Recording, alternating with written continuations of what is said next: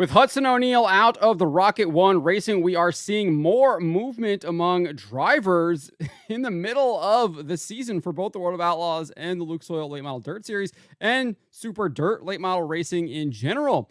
The most recent news is that Tim McCreadie has exited Paylor Motorsports and Carson Ferguson is taking over that ride. This is over at PaylorMotorsports.com. This is their press release.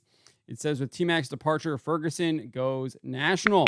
Two-time Lucas Oil Late Model Dirt Series national champion Tim McCreadie recently notified car owners Donald and Gina Bradsher of his intentions to pursue another driving opportunity, and effective yesterday is no longer associated with Paylor Motorsports.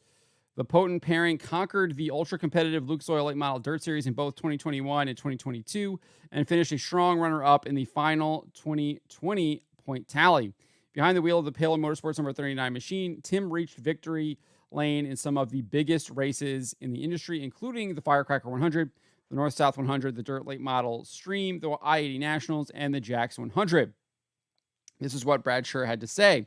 There is no ill will at all towards Timmy for pursuing another opportunity. He's a stand-up guy, a tremendous driver, and we accomplished a lot together since we started back in 2020. I would have loved to have chased our third Lucas Oil Late Model Dirt Series title together this year, but he made a decision that he feels is best for him personally.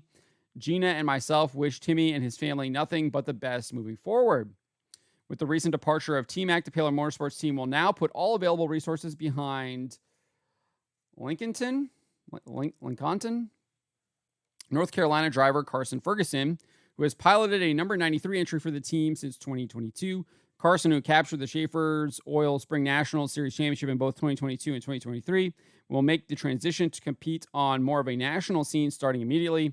After competing in the $15,000 to win Bama Bash with the Hunt the Front Super Dirt Series on Saturday, March 16 at Talladega Short Track in East Aboga, Alabama, the number 93 team is scheduled to enter a Lucas Oil Late Model Dirt Series doubleheader on March 22 through 23rd at Atomic Speedway and Brownstown, Indiana Speedway.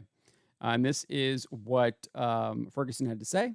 This is a few years ago. Donald and Gina Bradsher, along with Wesley Page, took a chance on me to drive their crate car. Fast forward to the end of 2021, the Bradshers felt I was ready to move up to super late model racing and learn as much as I could on a regional level. The past 2 years, we have traveled to many different tracks across the Southeast, and I've filled up more pages than I thought possible in our notebook. With everything that has transpired in the last day or so, the opportunity to take over the Paylor Motorsports ride to attempt to follow in the footsteps of one of the sport's greatest in Tim McCreadie is unimaginable.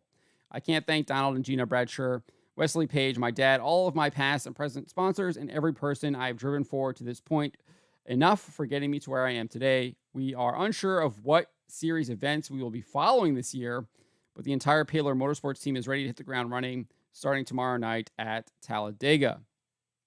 And then obviously just says stay tuned with PaylorMotorsports.com to keep up with Carson Ferguson all year. So it's unclear whether they are going to be continuing to race in the Lucas Oil Late Model Dirt Series. Clearly, they were going to do that with Tim McCreadie, but Ferguson is saying that he's not sure exactly what series events they will be following this year. But obviously, we know that they will be at Talladega, and then they will be at the Lucas Oil Late Model event at Atomic and at Brownstown. So looks like they might be following Lucas Oil Late Model Series, or maybe they'll do a pick and choose kind of thing. We'll see what happens. Clearly, it looks like McCreadie is probably going to fill in for or take over for Hudson O'Neal, who announced his departure from Rocket One.